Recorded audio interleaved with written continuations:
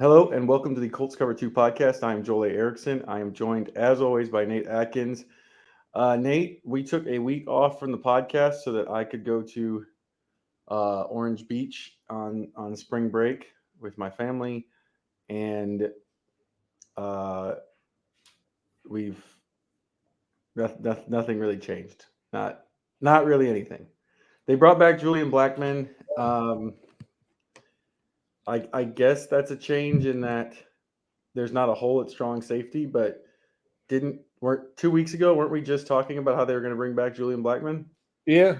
If I told you, hey, when you get back from vacation, they're going to sign somebody, and you could have put money on any player, you would have probably put every dollar on Julian Blackmon. Yeah. So this is it's fit the theme of the offseason. It's bring back every single starter that they had available, and so far don't add any starters. So it's just very, very on brand, very, very different approach from the rest of the AFC South, but that's how they want to do it. So that's where they're at.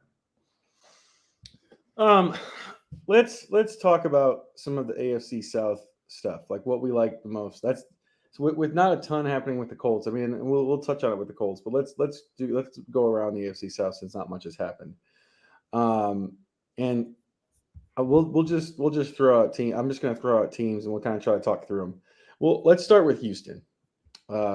Houston is going to be picked as everyone's champ, maybe AFC title contender, maybe Super Bowl participant. Like I think everyone, if there's a hot team this offseason, it's Houston.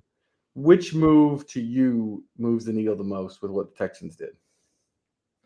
I mean, I think it has to be Danielle Hunter. I know they moved off Jonathan Grenard, who obviously is really good too. So it's not like they just are dropping Danielle Hunter into a spot where there wasn't production. But it's still different to go from a guy like Jonathan Grenard. Felt like he's a good player. The Vikings kind of took him as the replacement, as like we're not going to pay as much to that position as we were.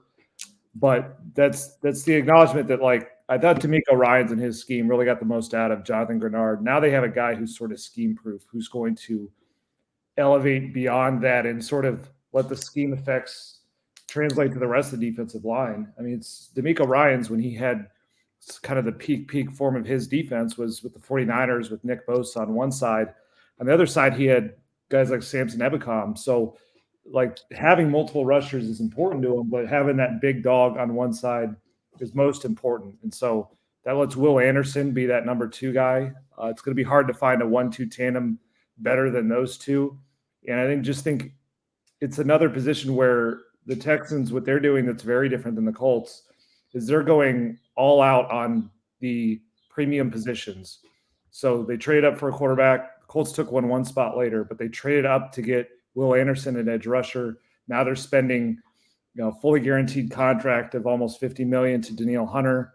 Then you add in with the top 5 pick on Derek Stingley at cornerback, the trade they made for Stephon Diggs, which I'm guessing is the other one you could pick as the biggest needle mover. But to me, it's Danielle Hunter, because I just have a hard time not envisioning a D'Amico Ryans defense being really good if you're going to give him Danielle Hunter on one side and Will Anderson on the other with Derek Stingley. When you give him those kind of premium talent, I think he'll fill in the gaps at all the other positions. And I thought that was a big-time move for them, and a move that I think the Colts would agree with, because they were also after Danielle Hunter. They just did not land him like the Texans did.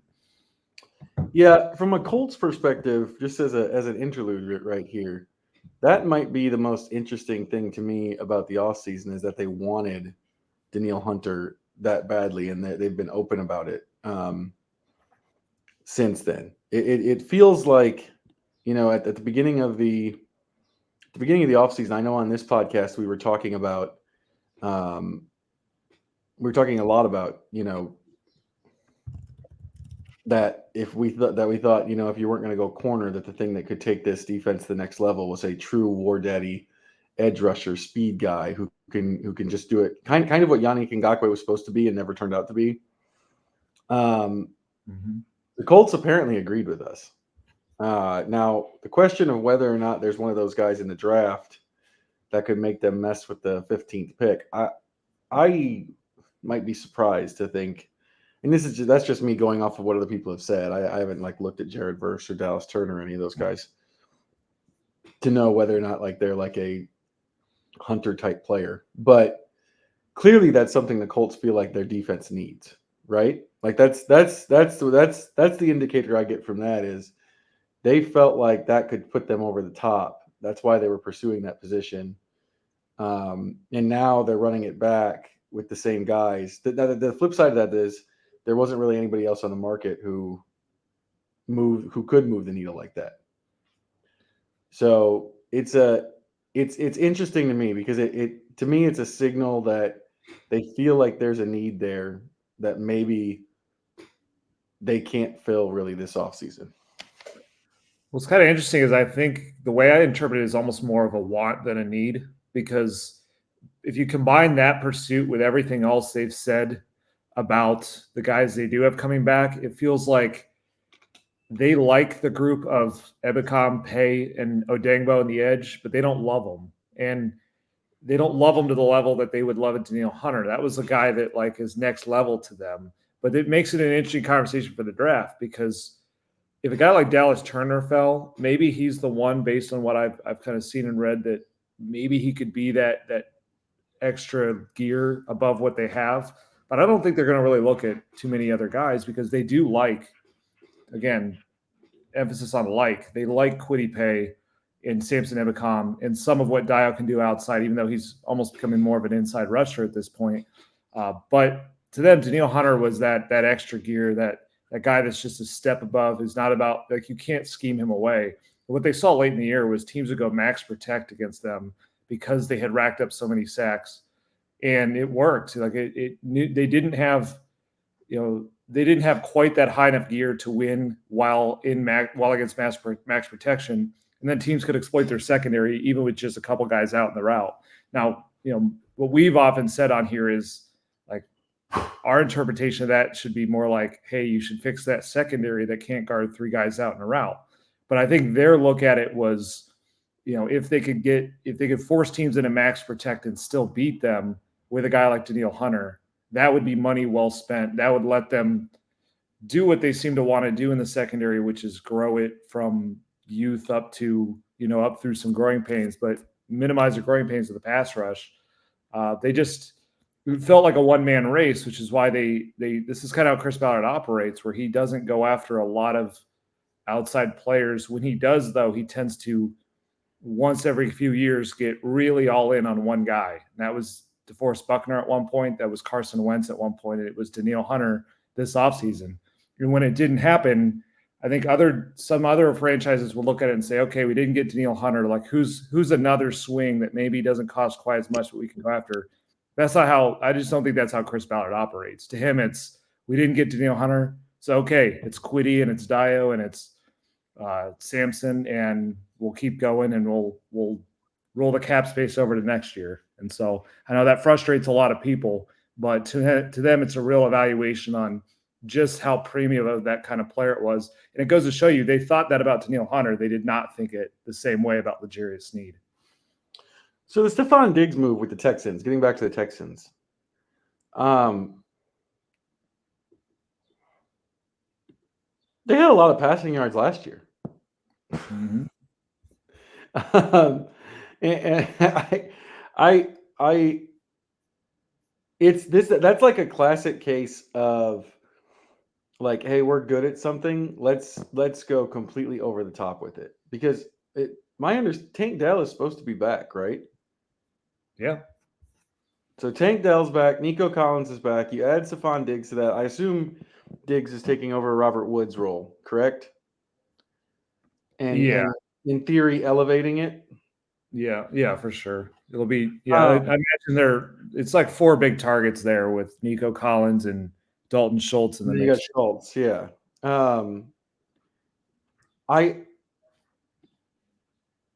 I think the thing I'm most surprised by is that, like,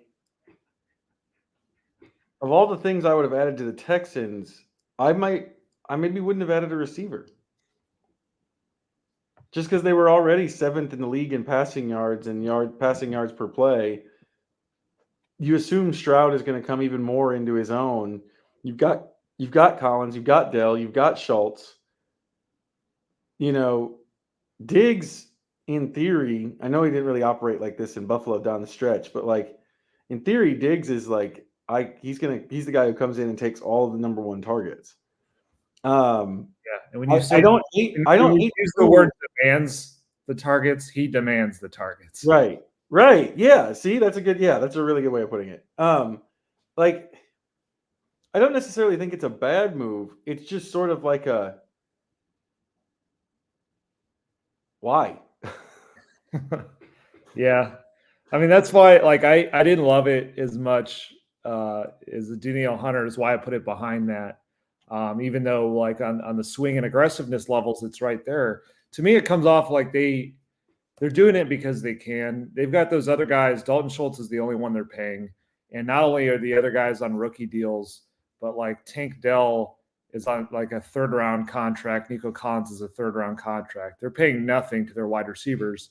And yet at the same time, they felt like losing one of them last year put them in a tough spot. Now, it didn't against the Colts, who couldn't cover Nico Collins no matter what, but it did catch up to them against the Ravens when they just did not have enough perimeter targets out there. And so I think this just gives them one other guy that makes it so that like they have too many to lose this year. They have too many. They just have more than they need. And it's a 1-year type of operation. They redid Stephon Diggs' contract so he can. Yeah, that was a big piece. Yeah. And part of that works. I can see why the Texans, it seemed like a weird thing for them to do. Part of it was getting him to want to go into that situation. But part of it also is they seem to be ready to pay Nico Collins, and that's going to happen in a year. So it's like, we'll make Stephon Diggs the guy we pay a ton to this year, and then we'll just transfer that money over to Nico Collins a year from now. And the hope being by then, 2 years in of CJ Stroud, when he gets to work with this receiving core, they hope he gets to that level where he all of a sudden in year 3 is the type of quarterback that you can start giving him less to work with, and he's still going to be that good. He's almost going to like elevate the guys around him. The way that's what the level of greats get to. So Mahomes, especially Mahomes and Rodgers, to Brady to some extent. The thing that I don't love about it though is to give up a second round pick to pay the amount of money they're doing it to, like they better get a return on the investment in it. Diggs is just a tricky player to me. There's a reason why a player that talented has been traded 2 times. I mean, I have a friend on the Texans beat, and the first thing he did when they made the trade was he turned on tweet notifications for Stephon Diggs. Like, this is a guy who's going to monitor every target he gets and how that goes. And like, it's just interesting when they already built Nico Collins into being CJ's number 1 guy. Is Nico Collins going to be okay with stepping way back in that pecking order? Maybe if it wins, it tends to work out for everybody, but it does seem to be ramping up this expectation up in a dramatic way with a guy in Diggs who has shown that when it doesn't work, that can not go so well. And then ultimately, what are they going to get out of it if he leaves in free agency in a year? So it's bold, but it is about the most opposite move from what the Colts like to do. So it's just interesting. Yeah, I think the biggest thing is like it was a second round pick, right? Yep. This was in the middle of my vacation, so I might not have been paying close attention. It was a second round pick. Like, you could have used that second round pick on a wide receiver. Yeah. Great class for it too. Yeah, it's supposed to be like an insanely deep class. I don't know.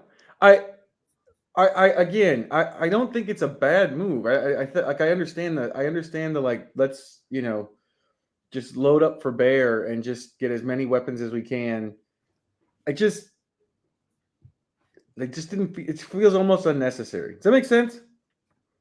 Yeah. I don't know. I don't know. I liked the stuff that they did on the defensive line a little more, because I felt like it. Like, I do feel like, depending on if Hunter versus Grenard, those guys, if Hunter's healthy, I do see a uptick there. I thought they also made some other signings, like Danico Autry is now on that team, and Danico Autry apparently doesn't get old. Nope. They've added some stuff to the defensive line. I kind of like those moves, bolstering their defensive line a little bit, getting some more pass rush. And The other move with them, just real quick, is Joe Mixon does not change the running game. No, not really. Like the one thing you can say about Joe Mixon is that he will give you a bunch of carries. Like this is what he's been for the Bengals. Like there's going to be a lot of touches. They're gonna be competent touches. He's gonna give you like a professional level of running back. He's not a difference maker at this point in his career. He's not that guy anymore. Hasn't been, and really hasn't been for a little while. Yeah, he's not. He averaged 4 yards a carry last year, 3.9 the year before. And he's got a lot of mileage on himself. But I will say the thing that the football fit is still kind of nice with him because by adding Stephon Diggs, clearly the Texans are just going to live in 11 personnel all the time. Yeah. And then they're going to do the Bengals thing where they make you play small personnel and then slam Joe Mixon up on occasion.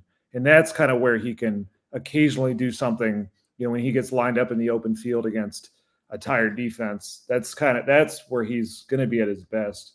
But no, it mostly just maintains what they had with Devin Singletary. That move didn't do a lot for me. Actually, the one I liked that nobody really talks about for good reason, but they took Azeez Al-Shaair from the Titans, who last year was one of the top tackling players in the NFL. Just a guy that makes a lot of plays too, 6 quarterback hits and 9 tackles for losses. Like that's getting D'Amico Ryans his type of linebacker again. And so they made a lot of nice moves on the defense. They lost Grenard and they lost Sheldon Rankins, who I think is also a guy you really like and was very good for them last year. So it's not like they just added guys and dramatically improved. But I think between Stingley and Will Anderson getting a year older, and then you just add a little bit of uptick at those two to three other positions on that defense.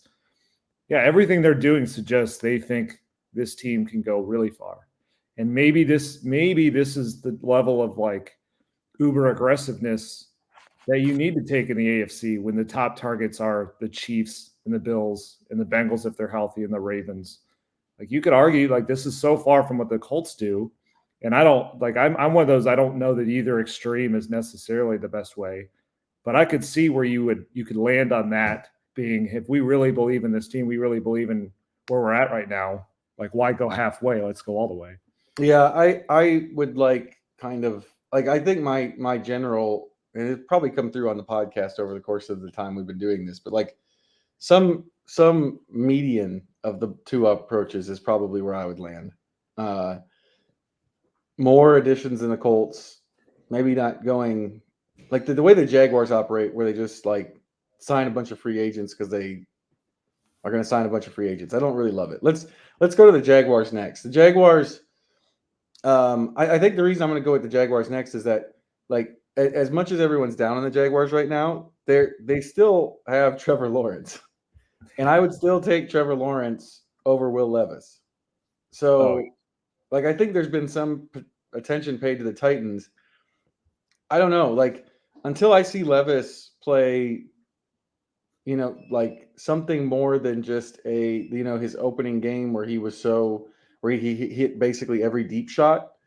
I don't know. I have concerns about the way what that team's ceiling can be. Whereas like I know Trevor Lawrence hasn't performed up to what we think he's been, but he's at the very least been a playoff quarterback, And so like the Jaguars, I feel like the Titans are made some moves that like caught people's attention.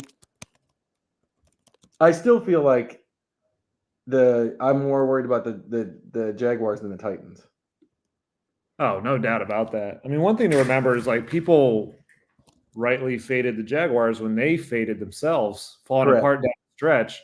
But you got to remember they were a team that that started so well last year, and it really started crumbling down when number one, their schedule got a lot harder, but number two, Trevor got hurt and he was playing with that ankle injury, lost his mobility, which is a big part of his game.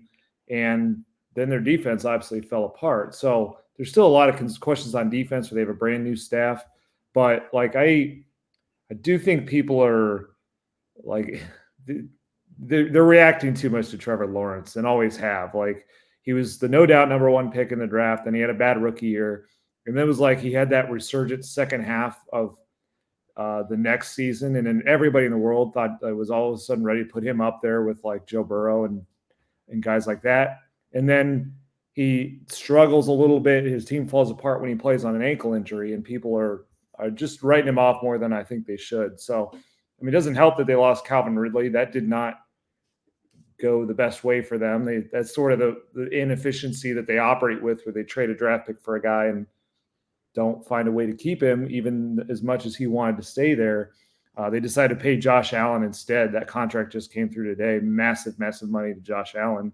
Yeah. So, I don't know. I mean, it's hard to say they've gotten necessarily better, but I do think that they have gone after some of the positions that really hurt them last year, which was their offensive line just became a disaster. And it undid a lot of that Calvin Ridley investment.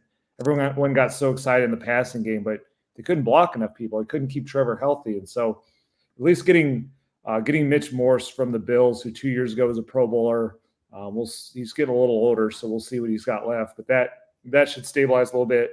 And then Eric Armstead does give them, a little bit more on defense and we'll see. It may be like a lot of their other swings where they pay a guy in free agency and he's not what he was for another team. But their defense was just a complete disaster at the end of last season. So they had to do something about that. And getting him to play next to Josh Allen, you can see where that if they can get back to being that team that scores at a high clip, makes teams drop back, having to deal with Armstead and Josh Allen in drop back situations is not what you want. So, I don't, I wouldn't put them as the favorites in the division, but I think they're absolutely in the mix as much as the Colts are at this point. So as I'm looking at their offseason additions, I could be wrong about this. I was probably wrong on Christian Kirk, at least in the first year of the deal. I don't know. I'm not convinced. I think the linemen are if the linemen pan out. If the linemen pan out, I think those are the ones that mean the most. I realize what I'm saying with Eric Armstead. Eric Armstead to me, as much as I know he meant something to the Niners, and his pressure numbers are great. I feel like Eric Armstead's reputation outstrips his production. I could be wrong. In terms of like when you turned on a Niners game over the last, basically since they got rid of since they traded Buckner and decided to go all in on Armstead, I don't feel like when you turn on Niners games, you're just like, oh my goodness, Eric Armstead just off the screen every time. In fact, I think there's a lot of games I've watched that not at all. Don't notice him at all. And so, like, I think he's a good player. I don't know that he's like quite the investment level that like, or the way people acted last, like, oh, they've changed their defense entirely. Maybe. I don't know. Like, this is a team that had 40 sacks last year. Does he get you to 55? Does he get you to 45? Like, what's the level there? I don't know. This could be just the wrong bias for me and not knowing enough about Armstead's game.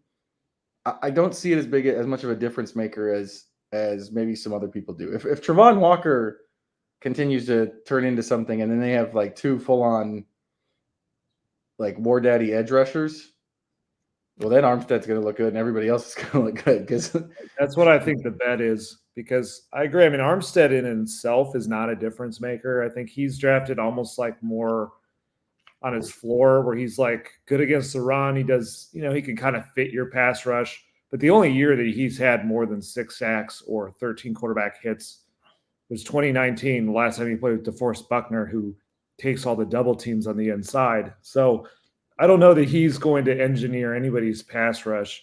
Their hope is that he's their third best rusher with Travon Walker and Josh Allen. And it takes away the place for quarterbacks to step up to in the pocket if those two are winning off the edge.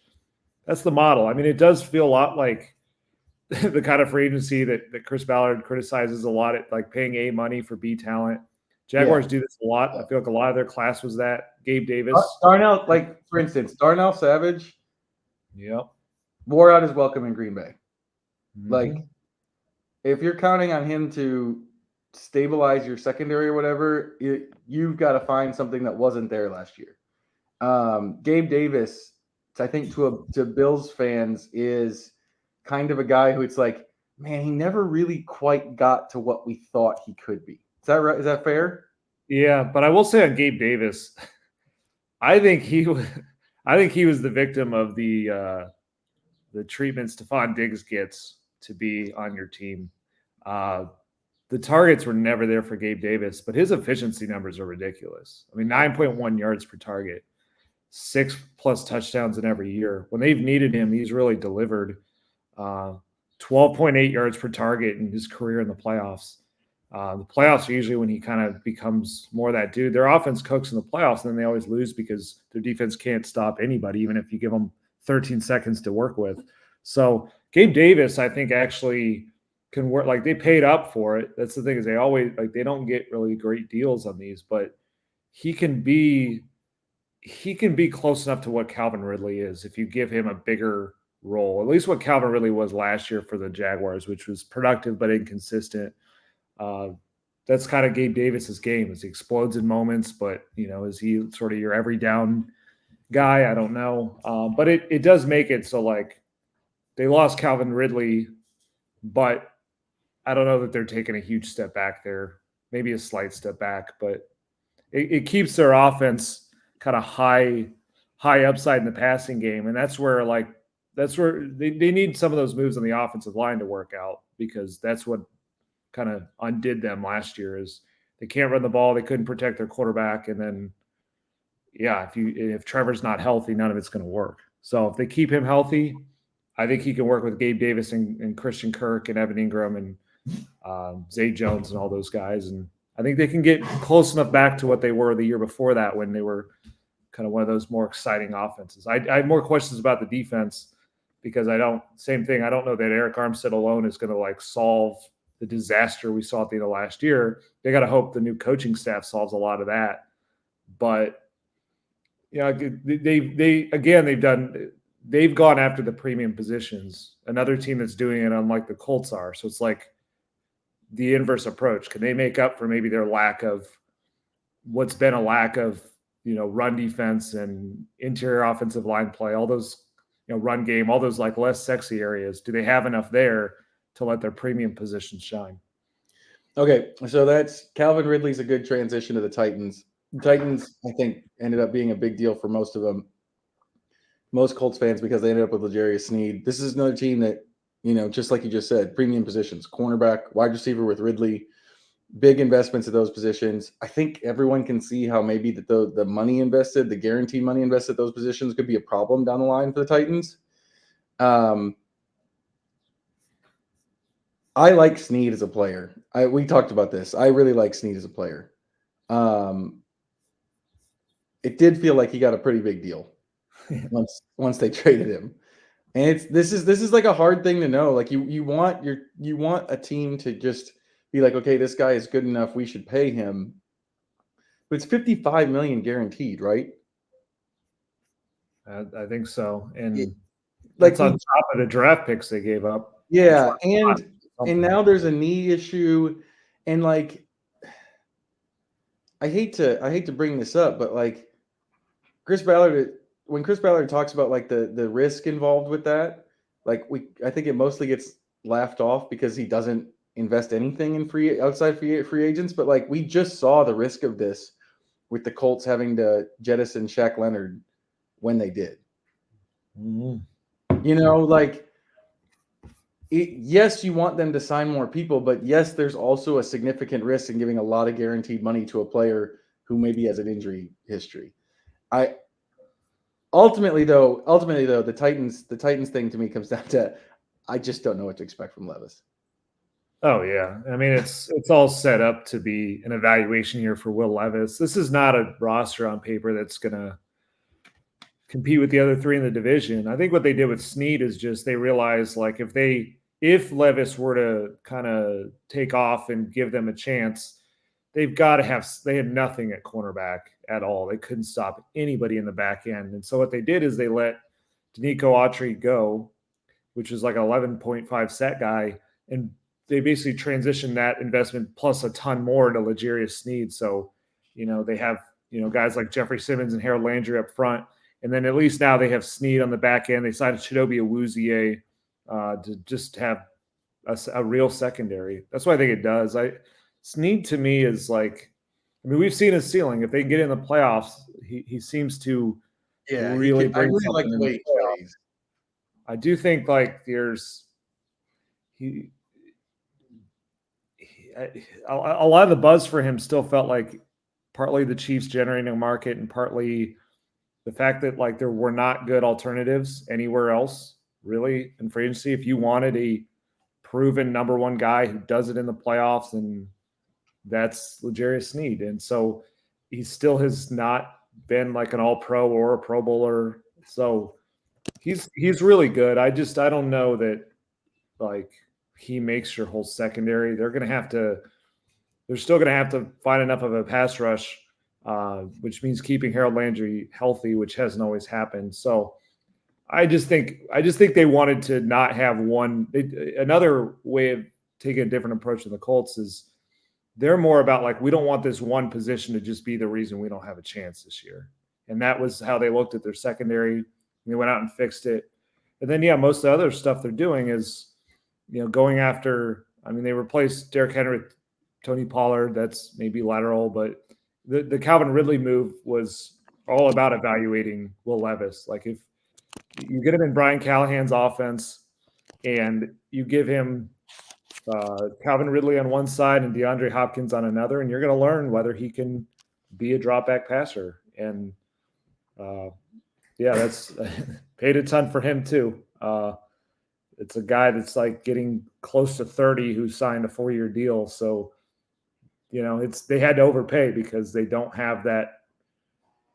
They don't have as much to offer as some other teams would, as far as like an established quarterback or a playoff roster. So, but they're doing the thing where like in a year, it very much is set up. They know the likelihood is they're not a great team. If Will Levis is bad, they're going to be probably a pretty bad team. And that's when they'll go for their new quarterback. But they're going to learn that this year at least. So all this to say, I did want to just go around and kind of get our like what our thoughts were on the other AFC South teams. All this to say, I think you and I both really believe in what CJ, think, we saw what CJ Stroud did. Like the Texans are a problem because of Stroud. The Jaguars can be a problem because of Lawrence. We still wonder about Levis. And none of this changes. None of this really changes to me my evaluation of what the Colts did. I was just on, we're taping this on Wednesday. I was on 1070 The Fan this morning, and Kevin Bowen brought this up. This is something you guys have heard on the podcast before. I still don't know that they did. I shouldn't say I still don't know. They didn't do anything to raise the floor of this for the secondary so far. They didn't. They haven't added like what we talked about in terms of going on top of what you just had. They haven't done that either. They have essentially brought back. Everyone's talking about this. It's the run it back Colts. They've brought back whatever they had, which I do think that was important. I don't think that was unimportant. If you let any of those guys go, you create an enormous hole that you have to fill with somebody. Mm-hmm. And in a lot of those spots, it kind of had to be an experienced player for reasons we went into earlier. Like a lot of them were at spots where it's hard for a rookie to be impactful right away because of the complexity of those spots, the communication, a bunch of different things. In Grover Stewart's case, just the strength it takes to play at the NFL level at nose tackle. And if you go back and look at like nose tackle picks over the years, like it typically takes them like a year or two to like really make an impact. So like bringing those guys back, totally agree with that. But there's just nothing on top of this. Like they didn't add like with these other three teams that we're talking about, you and I are talking about like, how much of an impact does this make? How much does it change them? But some of these moves do change them. Like the Texans acquisition of Diggs is a good example. Like, did they need him? Like, was he a need? No. But does he maybe elevate them in a way that maybe a draft pick wouldn't have. Yeah, I can see that just for the same reasons you just said. They had receiver injuries last year and got to the point where it was just Nico Collins at the end. Like, totally get that. The Colts haven't made any of those moves this offseason. And you're putting a lot on the draft class. We're going to be transitioning to draft here on the podcast over the next couple of weeks. Chris Ballard is like, he might as well be the author of it. He might as well be the author of you can't expect rookies to be finished products right away. He says it literally every year after they pick people. Like, hey, we really like this guy, but you can't expect him to be a superstar right away. Now, have they gotten difference makers in the draft who are impactful right away? Yes. Quentin Nelson, Shaq Leonard, Braden Smith, Jonathan Taylor. There's been a lot of guys who've been really impactful right away for this team as rookies.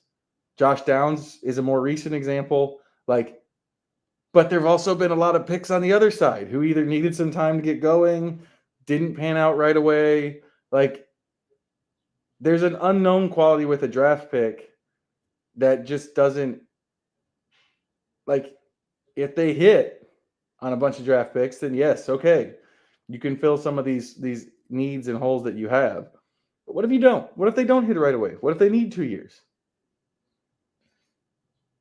Yeah, I sat there for an hour as we talked with Chris Ballard in Orlando, and a lot of the conversation was about just this general philosophy and debate about what free agency should be and shouldn't be. And I just feel like it's just too rigid from their point of view. I just think it's too narrow-minded to frame this as you either bring back Kenny Moore and Grover Stewart and Julian Blackmon and on, or you replace them with all new players. And what I asked him is, I said, why can't you do both? Why can't you bring them back and then get a real cornerback? And his comment was like, well, we tried on a few, but we didn't get the ones we wanted. And I just think they had to be more open-minded to it, because I think what they miss is, elements of ceiling and floor. Is that you think about the secondary, like, yes, there's ways you can talk yourself into. If Nick Cross takes a step, if Juju Brents stays healthier, those are two players drafted on day 2 with a lot of athleticism who could be good players. They also just got the best versions of Julian Blackmon and Kenny Moore. And what if they don't? Right. Yeah, this is a very fair point. What if he misses 5 games? Julian Blackmon, he only missed 2 games. He's missed more than that before. But, what if some of those other positions start to undo what you did there? And so that's where I just feel like way too often the Colts are looking for reasons not to like free agents and not to like outside guys, and assuming there must be something more wrong with this guy than we know. And sometimes that can be fair to a point, is that there are sometimes risks you are not fully aware of with outside players. But I think just assuming that across the board about everybody is what leads you to miss on a guy like, they wouldn't end up landing a Stephon Gilmore if they took that approach too far. They trusted with Stephon Gilmore. They got lucky that Rodney McLeod his market was such that he took a minimum deal, because there ended up being no baggage on Rodney McLeod. The only reason he was in free agency is the Eagles draft for future needs, and then he got hurt. And then he bounced back and was like a Pro Bowl caliber player for them. And I wish they would learn from some of those hits where they realize, like, we can take some reasonable, smaller level risks, like $5 million type of risks on 1-year contracts, which to me is almost no risk. But at least it gives you some more guys in the building that you can kind of that give you that floor. Is that there's the floor right now is so low in the secondary. If Nick Cross is not what they want him to be, and if they don't trust him back there, if Juju Brents gets hurt early in the season, or if Jalen Jones starts to look more like the guy late in the year, which is, a guy who's better than a 7th round pick, but not like a 2nd round pick. And, if you just have more injuries to Kenny Moore or Julian Blackmon, like, they're at risk at this moment of that secondary being such a problem that it ultimately, in terms of how far their team's going to go, does not matter as much. Like, I think you could talk yourself into tons about their offensive just growth internally. But at a certain level, asking Anthony Richardson to outscore one of the league's worst secondaries that's a little too much to put on a guy who started 4 games. Yeah. Here's the thing, like even if you think like some of these big guys are not going to work out, like where's the Samson Ebukam signing this year? Where's the Matt Gay signing? Where are those guys? Those guys were not huge investments. They ended up being Ebukam ended up being more valuable than Gay this year because Gay had a little bit of because Gay had the hip issue. But like those guys, Ebukam was a replacement. Ebukam was a replacement for Ngakoue. But so saying he took them to another level. But like where are even those additions? Like I'm okay with redundancy. I'm okay with going. We feel like we've got too many players here. Like if you can swing it, because people are going to get hurt. This is the NFL, So like I don't know.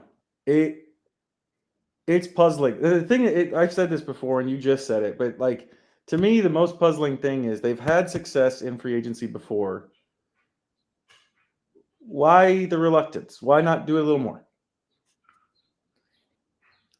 The sense I get is just that they don't want to spend cash on outside free agents unless they are positive they're getting a full return on the investment. And so to them, Stephon Gilmore was that. If we sign him at this rate, he's almost certainly going to provide that level of value to us. And honestly, I think they take it to the point of like, if they signed a cornerback and yet Dallas Flowers or Jalen Jones broke out and it made that guy the backup, they're not getting return on the value out of a $6 million corner who's a backup. Whereas I think that's a great thing to have because you can never have too many and you need those kind of vets to help raise those young players. But that isn't the way that they're looking at it. This is both a Chris Ballard and a Jim Irsay thing. It's their patterns for so many years have been do not pay very many outside players. And so yeah, that's an important point, and we're going to wrap up here pretty quick here, but like I'm glad you brought up that point because it's one I've been trying to make for the last year or two, ever since talking to Irsay at the owners' meetings last year. This is not just a Chris Ballard thing. Mm-hmm. Jim Irsay does not believe in spending big money in free agency either.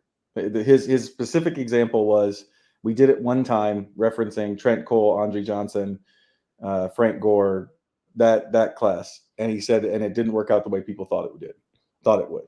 Like that's his example for it. Jim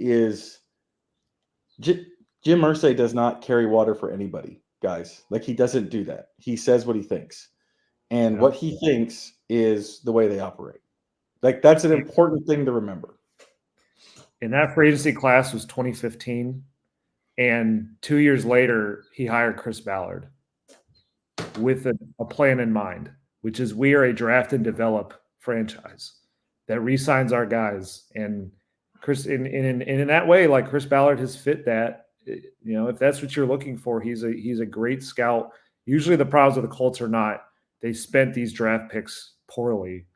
It's more about like, do they make enough big trades for outside players, and do they sign enough free agents from the outside? But like that's, it's on both of them because it is also Chris Ballard's philosophy. He's always operated as a scout, draft, develop. Yes. It's a little old school. And in fact, I'd say it's starting to get a little too old school, but it's on both of them. It's very much a shared partnership. And that's why that partnership has gone on now for, 7-8 years at this point, and it doesn't seem like it's really, on the edge of anything. Chris Ballard, you never know what's going to happen, but it seems like he's pretty secure in that role. He's doing the thing that his owner wants him to do, which is draft and develop and don't pay outside players. Yep. So that's our summary for free agency. Maybe something changes. We're kind of at the point now where it doesn't feel like it can, even though there's guys out there. But we're going to start shifting into draft coverage a little bit more here coming up. The Colts do begin their offseason workouts next week. It's fun to think about. It's fun to talk to these guys and think about stuff that usually it's not super revealing stuff this time of year. But yeah, that's kind of our summary of where the AFC South is, where the Colts are. Neither of us would have signed no one other than Raekwon Davis and Joe Flacco if we were pulling the strings. We're not, and no matter how much people think that what we say might influence things, they don't care, not one bit.